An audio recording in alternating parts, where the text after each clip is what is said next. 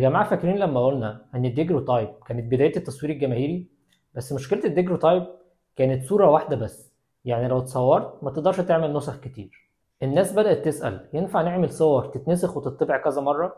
وده كان باب لعصر جديد من طرق التصوير. في إنجلترا سنة 1841 كان في واحد اسمه ويليام فوكس عمل اختراع جديد اسمه الكالوتايب.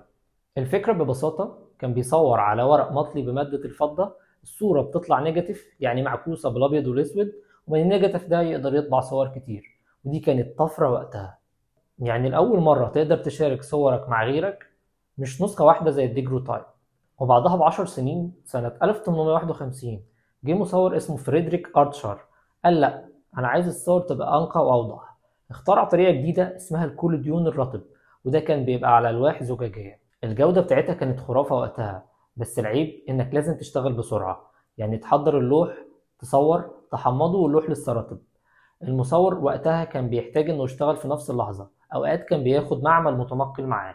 انتشر طرق بعد كده أبسط وأسهل زي الإمبروتايب والتنتاتايب. طبعا الناس العادية كانت محتاجة طرق أرخص وأسهل علشان يستخدموها. انتشرت أكتر في أمريكا، وكان كل بيت يقدر يوثق صور عائلية ليه.